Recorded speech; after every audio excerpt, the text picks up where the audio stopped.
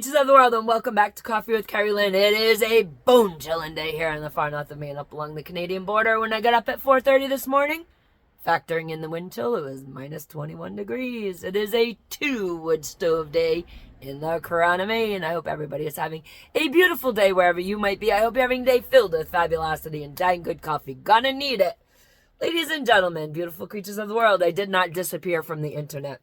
14 days ago, I had the stomach flu, and I did my last show 14 days ago. Fancy that. Just seems like forever, doesn't it? And I was very excited because I was going to rest up that weekend, and I was going to do a big show for the inauguration.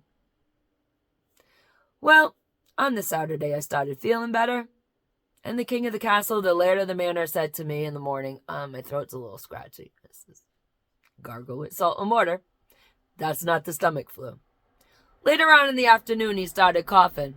I said, take the expectorant, some extra vitamins, because what you got ain't what I had, and I don't want no part of it.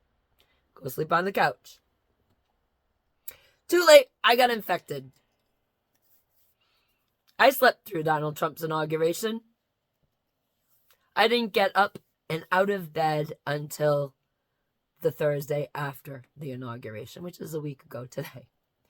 I got up and I decided I'm going to get in on all the action on the Friday, put the makeup on, get the show ready. We're going to talk about all these executive orders that are going through.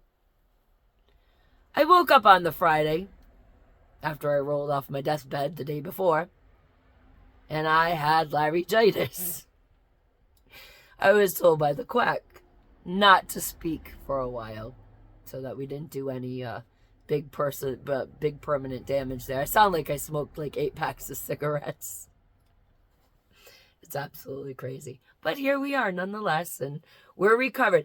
You got to understand, ladies and gentlemen, beautiful creatures of the world, my life is one way or the other. We're either full throttle or we're off the rails, and that's just how it works around here. Welcome back. Today was the first day in 14 days I had enough gumption to roll out of bed, grab myself a cup of ambition, sit at my kitchen table, doom scroll to figure out what we were going to talk about for today's show. You're probably only going to get one show today. And I decided to check my emails for the first time in 14 days. I do apologize to all my subscribers that have been emailing me on a steady basis. You see, ladies and gentlemen, beautiful creatures of the world, every morning, Monday through Friday, we run a little mini pre-show behind the scenes here on Coffee with Kerri-Lynn. I sit with my cup of ambition. I doom scroll for stories, topics of the day. And about 9 a.m., the emails start to come in from my faithful subscribers, and we have our morning coffee together. We talk about whatever they want to talk about through the emails on an individual basis. It's not like I push out 1,000 emails or anything. You email me, I email you back. That's how it works. So it's just one-on-one conversations with me. Then about 10:30, 11 o'clock, I decide to do show, pre-recorded, live. And I don't answer any more emails until after my shows are done into the early evening. And then, I carve out a spot of personal time during the evening of my life. And today was the first day I actually felt like having email exchange. So if you want to get in on the action on the pre-show, just email me at coffeewithkerri-lynn@gmail.com in the morning, and we'll get to your email and we'll have a cup of coffee together before the show. Donald Trump has done a lot of amazing things, a lot of those lovely executive orders, and I want to talk about 2 of them, because 2 of them I think were absolutely and positively fantastic. He's done things I like, he's done things I don't like. I voted for Donald Trump 3 times, 2 of which he won. I am not of the Donald Trump religion. And people get so furious with me when I do this, if I say anything bad about Donald Trump. He is not my religion. He is a man. He is fallible. He does good things. He does not so great things. He does positive things that benefit the country, that benefit the citizens of the United States. And then he does some pretty crappy, shady things. And we talk about it all because he is not a demigod. He is not a god. He is not a religion. And it is very important, even though we have somebody that we want in the White House, it's very important to talk about that person's achievements And that person's not so swanky moments because it just keeps it real. He's not going to do everything that everybody wants him to do. And that's just a part of it. Doesn't mean I dislike him. So if you come at me with that angle, just unsubscribe from the channel because I really don't have the toleration to listen to the crap that I have listened to in the past. When he does a great thing, I give him all the accolades for it. And the minute he does something I don't like and I come on this platform and say something, I always have one person that spazzes out. Unsubscribe. Don't spaz out because I really don't care. This isn't kindergarten. We're all adults here. Everybody makes mistakes. So what has he done that I absolutely love? I absolutely love that there is 2 genders. And only 2 genders. It's a sad day. It's a sad day when gender has to be defined by executive order. This country is that far gone, ladies and gentlemen, beautiful creatures of the world. There is not 97 genders. You're paying attention, blue-haired, freaky people on the extreme left? There's 2 genders. There's man, there's woman. In order to have a baby, you need a man and a woman. Even if it's in a petri dish, you still need man parts and women parts. That's it. It's the only way to procreate.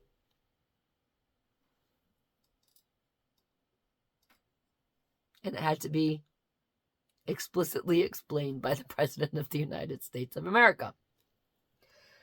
So that was the one thing that I absolutely did love that Donald Trump did.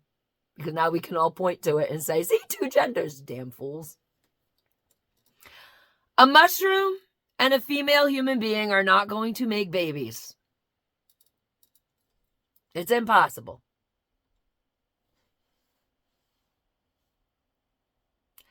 We have let society run rampant and get away with way too much. We as a country have been way too tolerant of this nonsense. Susie's feelings are hurt. She wants to be a flower today. She wants to be a daisy. An iris in the garden. So the damn teachers at school, they say, okay, you're an iris in the garden. Go ahead. Be that. You are that. It is okay. It is not okay. It's called pretend. And at some point, Susie needs to come out of the garden and be a normal female human being for the day. There is pretend, and then there is reality. And we have, as a society, have blurred the lines for our children. Our kids don't know if they're coming or going, and that is your fault. It is the fault of the wacky-ass left extreme wing people. The blue-haired freaks, you know? They get out there and they scream, respect me.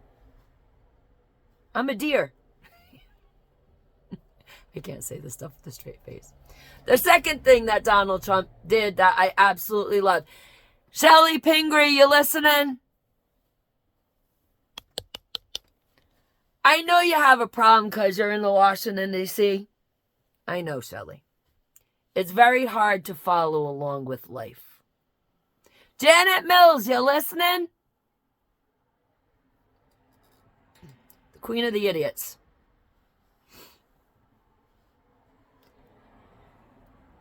There will be no more transing the children. Keep your hands off the damn kids. You see, as California goes, so does the state of Maine, ladies and gentlemen, beautiful creatures of the world. In California,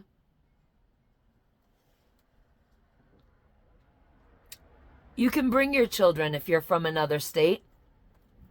Your children who claim that they are a different gender, the opposite gender of what they were born.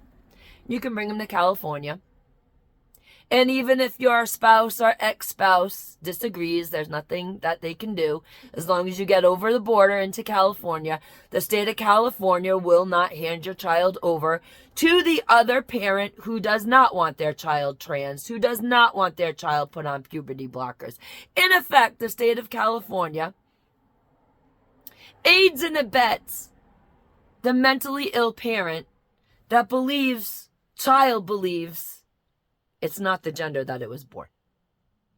And they can trans this child through medication, which, by the way, is permanent damage. And then they can trans the child through permanent surgery, which cuts off their damn body parts. Well, you can do the same thing in the state of Maine. Thanks to Shelley Pingree.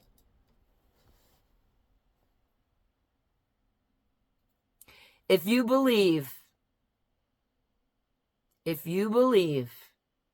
that you can destroy a child physically and genetically, you are a sick human being and you have no business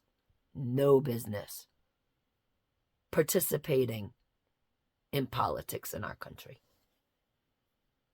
You are a danger to the community. You are mentally ill. Because, they found over in Europe where they were giving puberty blockers like they were Skittles. They found that they were doing more damage psychologically to the children, physically to the children. The suicide rate, because we're on this platform, the suicide rate was detrimental over in those countries after the body parts had been cut off, after the puberty blockers had been given. Puberty blockers are permanent. It permanently screws the kids' hormones up. And you know what else they found out over in Europe? That if they let the child alone, if they did not indulge the child in all kinds of whims and fantasy and allowed the child to go through puberty straightened the whole situation out. Some kids realized that they were gay. Most kids realized that their pretend fantasy that their parents indulged them in was just that, a pretend fantasy. Boys that thought that they were boys, that thought that they liked boys before puberty, discovered as they went through puberty, girls got a little bit good looking. There were kids, girls and boys, who went through puberty and still felt that their same sex was attractive to them. And that's okay too. They were not permanently damaged and they were not permanently altered by puberty blockers. And they sure as hell didn't have body parts cut off by the time that they were 15 to find out when they're 26 years old that they made a mistake. You can't reverse that. So I'm so glad through executive order that the state of Maine can no longer trans the kids. You need to give the children back to the parent of the other state that wants to preserve their child biologically. That when that child is 19 years old, can do whatever the hell it wants, and then it's on that kid. But you see, we have gone far too many years where moms and dads want to have special children. They want to be a part of a group, part of the crowd. And they're harming their kids. Those parents have a mental illness.